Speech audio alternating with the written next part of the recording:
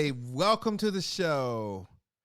I bet I know what you're thinking. You're thinking, wait a minute, this isn't Indigo's Cafe. What is this? Okay, so let me tell you what happened. So, as you may or may not know, I've been traveling since I started traveling the end of October, and I just got back home around the first week of February. And while I was traveling, I had the whole intention of doing some shows while I was gone. Well, I ran into two huge issues that made that impossible.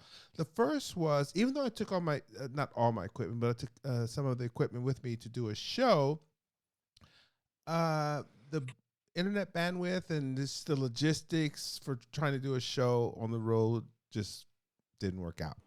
The second issue, equally as big, is the fact that I couldn't find anyone to be on the show technically. And you'll see what I mean when I say technically in a bit. So I decided, well, okay, I'll wait till I get back to home and then I'll start the show, reboot the show from home. Well, that still doesn't answer the question with the name change. Well, what happened was I was thinking as I was preparing for the show is I wonder if the name of the show, Indigo's Cafe, and the whole branding that I did for the show was kind of throwing people off because with the microphone and when you saw the musicians and everything, and even the logo, I'm wondering if it put people in the mind that this was a show about musicians and for musicians.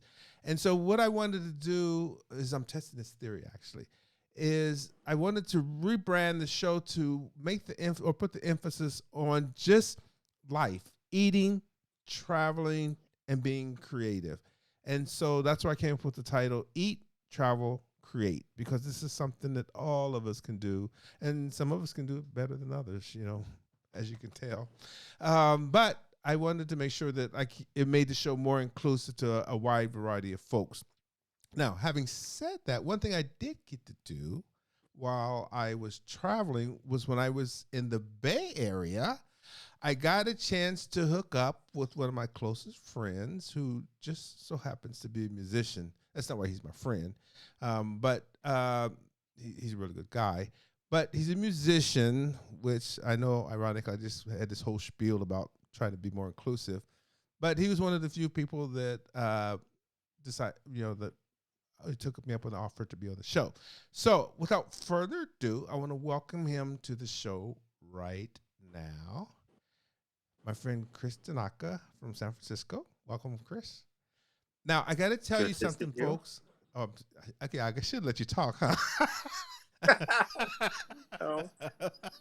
So I got to let you guys know something. If during this conversation you hear me refer to him as Toko and not Chris, I never call him Chris, and I'm forcing myself to call him Chris. But as you can see, we had the same name. It's just that his family was wealthier than mine, so he got an H in his name. I didn't get one in mine. But we call each other Toko, so which means it's short for Tocayo, which in Spanish means a person with the same name. Which, if you think about it, it does kind of defeat the purpose. We call each other Toko, which I don't know. It's Chris. We call each other Toko, but our names are Chris. But anyway, it's funny if you hear it in your head. But anyway, Chris, Toko, welcome to the show. It's really great having you after all of this time. I've been trying to get you on the show for quite a while, haven't I? You have. And I finally wore him down. So, Chris, tell us about yourself. Who are you and where you're from? I'm Christopher Tanaka. As the name implies, I'm half Japanese, but most people would say it doesn't really show. Yeah, but it doesn't. I was born in Colorado. I grew up in Golden, Colorado, which back then was semi-rural. It was sort of had a real Americana small town feel to it. Then it's now a suburb. And in high school, I moved to San Francisco, which was a totally different experience, but it was good. Being Japanese wasn't strange in San Francisco, so that was great. No. So But much you don't more look diversity Japanese, here. So there's that, huh? I looked a lot more Asian as a kid. You know what? I take that back. I have seen pictures of you as a kid and even in your early 20s. And I agree with you. Yeah. Yeah. Something happened. Mhm. Something happened along the way. The water. I don't know. Yeah, that could be a good thing, right? So, you play the guitar, that's correct? That's correct. Mainly because he also plays some other fascinating instruments, and I'll get into that a little later. But he mainly plays the guitar. So, my question for you, Toko, is what what were your influences? Why the guitar mainly? Oh, well, like most American kids, I started playing the guitar when I was about 10 or 11, but I grew up in a musical family. My mom and my stepdad had sort of like a country rock band. Oh, So I okay. just grew up around music. In fact, the first thing I wanted to play was the drums because the drummer in their band, I thought he was the coolest guy in the world. His name was Gary Freitag. He's sadly passed away just last year. Oh, But really? he was a great guy, and I sort of really looked up to him as a kid. So I wanted to play drums, but my stepdad is a talented multi instrumentalist. He played pedal steel. I tried that a little bit. He's also a very proficient banjo player. Oh, Tried wow. banjo, but if you want to be cool, you start, if you want to impress other kids, the banjo is not going to do it. So, No, no. around 1980, the thing to do was to play the guitar. So I started playing the guitar, listening to rock and roll and playing the guitar. It, you So know, my influences, go on. no, I was gonna say that's so funny. You should make that comment about the banjo because basically the banjo and the guitar are. I'm not gonna say the same instrument. They're very similar, but one does evoke coolness, and the other one, I'll just say, doesn't. I'm not gonna go down. I'm not gonna go down that rabbit hole, but I'm gonna just. It doesn't evoke the same thing. Well, the Yeah, banjo's had a surge in popularity more recently, but yeah, in general, yeah, you got your Jimi Hendrix and your Eddie Van Halen and everything. That's being yeah, cool, right? yeah. So I know this, but I'm going to share this with the viewers. Um, Chris develops or writes. Is it write the correct word or develop? What's the correct word? You develop, you write your own music, or Both, yeah. yeah, he writes his own music. And the question I wanted to ask then, when you go to write or to make a new piece, or I don't know if I'm saying that correctly, what's your inspiration? Like, what are you looking to accomplish? Do you see where I'm going with that? Yeah, I think there's a couple of things. What I'm really into now is improvisational music on some level. So one thing is self-expression is one of just yeah, I just make it up as I go, a lot of it. Mm-hmm. So I'll create rhythm tracks of some sort. And I'm also looking to do something that I would like to hear, but I can't hear someone else play. Like, So, what will be something that? Give me an example of what that well, something like like that. I told somebody one time, I wish someone else would play this music so then I wouldn't have to. I could just listen to it, right? So Is I it a don't go. style, or I'm really not understanding? Is it a style of music, or is it just some melodies or two? You can tell my lack of Yeah, I musical think it's knowledge a here. style of music. I think it's an approach.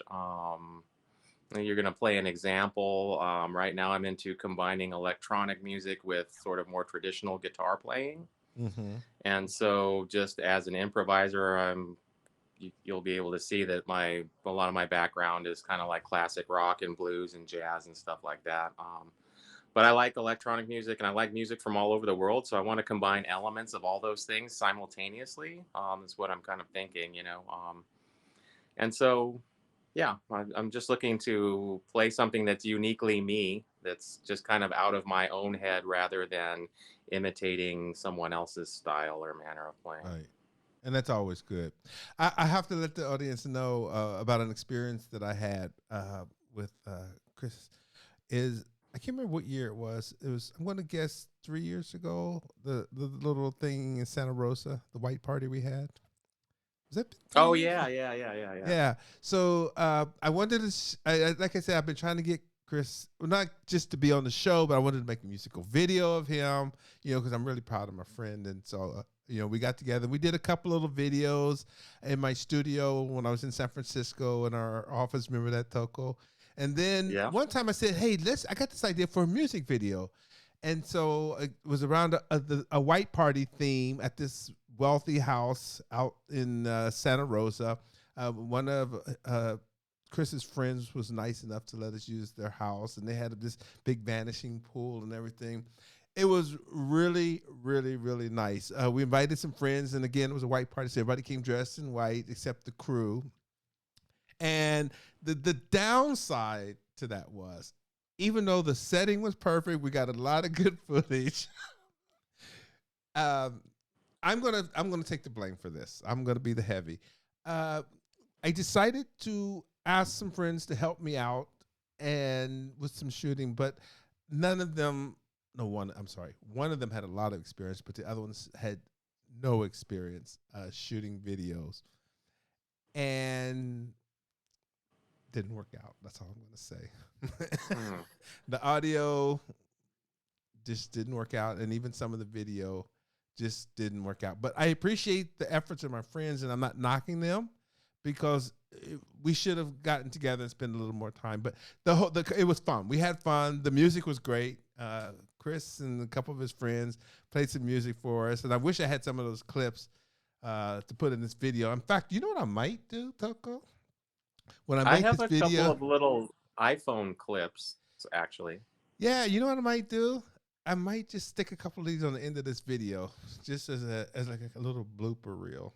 Not for you, It but was super cool. Yeah. yeah, I Featuring enjoyed it. I also had a blast yeah. doing it. So maybe we Yeah. can show the audience so they can get an idea of what we're talking about. But again, shout out to my friends that helped make the video. There was a lot of effort, but again, we gave them equipment they had never used before, and it was a lesson learned for me.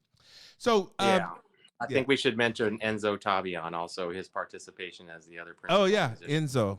Yeah, I met him there. I didn't know him before, but I'll try to get a clip from Chris, and I'll try to stick that on the end of this video so you guys can see it. But in the meantime, like I said, when I was in San Francisco, my friend Luigi and I got a chance to get over with Chris, and we got to shoot a little impromptu video of a jam session. So take a look at this.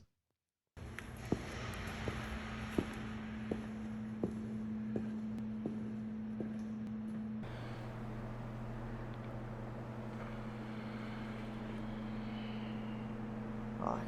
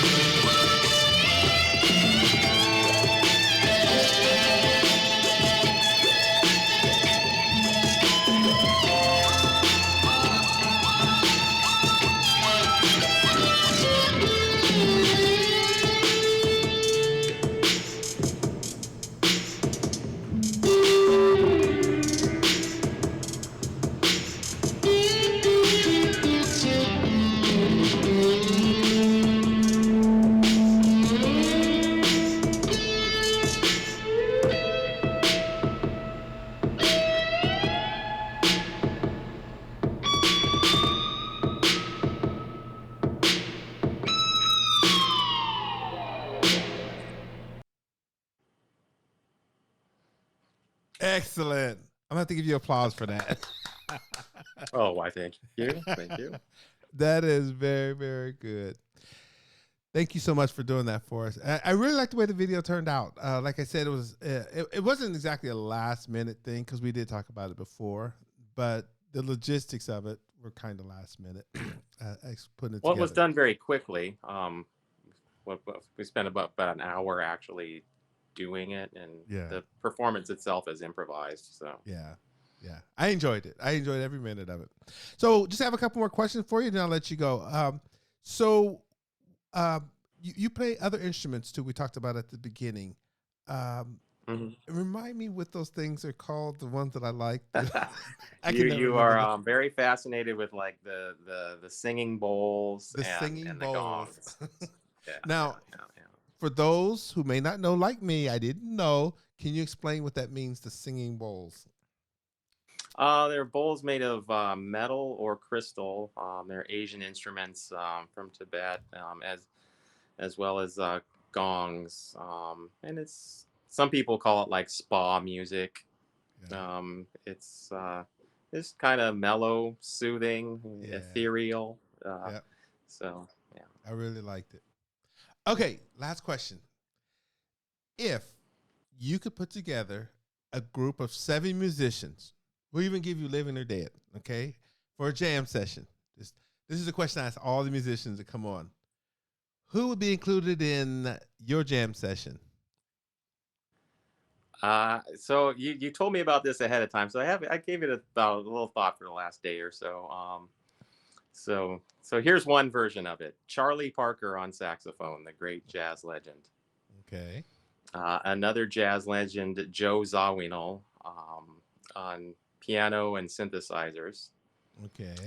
DJ Qbert, Bay Ooh. Area turntablist, who's just absolutely amazing musician. DJ Qbert. I was thinking, well, you need some percussion, right? So Carlinhos Brown, who's a Brazilian MPB star, but he's an amazing percussionist who's familiar with African, Brazilian, and Caribbean styles. He do all kinds of things. Wow. I was thinking, well, you need something kind of classical. I was thinking Yo-Yo Ma at first, but then I thought somebody a little bit more modern and adventurous. Like there's a woman named Maya Beiser. I think she's Israeli. She's a cellist. She's amazing. I mean, she plays the regular classical repertoire, but also very avant-garde stuff too. That would fit in nicely. I'm a big fan of Anushka Shankar, who's the Uh-huh. daughter and inheritor of the legacy of Ravi Shankar on Mm-hmm. sitar. I think that, and she does like all kinds of, genre blending stuff in addition to the traditional. And then also from India is this woman who plays the bass. Her main name is Mohini Day, and she's an absolute virtuoso. Can play pretty much Wow. any style. She's like she's pretty young. I think she's in her 20s. Making a real name for herself. So that's my 7. I'm not good enough to play with any of those people, so I wouldn't include myself in that 7. But it's that's my dream group, to just put them all together and Wow. see what happens. So I know I didn't ask you this question, but because you made that list, I just have to ask, what is something that you guys could play together? Because that's a lot of different styles. I know with the jazz, they're good at improvisation. Well, But it that's sounds the like thing. I all the think other all of people those would be good at individuals. improv. I think all of those individuals, they could just agree on a motif and extrapolate on it from there improvisationally. Wow. And it's a mix of traditional as well as very modern electronic things that they do. So yeah, I Wow. would be fascinated to see those 7 people play together. Wow. In case someone asks me, if you would send me a message and just give me those names again, I'll try Yeah, to put a link I'll look them up on YouTube and try to put a link in case somebody wants to check out their videos. Or if you know of any yeah, specific link their videos that stuff I in the should, description. Yeah. yeah, I'll put it in the description. So folks out there, hopefully I'll get the information before I edit this video and put it out there on YouTube so that you guys can hear these people, because I had not heard of some of these people, and it would be kind of interesting to check them out. But anyway, thank you, Toko, Chris, for coming on the You're so show, very for being welcome, with Coco. us, for my reboot, Eat travel, create. Thanks for being on the show. And that's going to do it for today. Well, folks, that's a wrap on another show.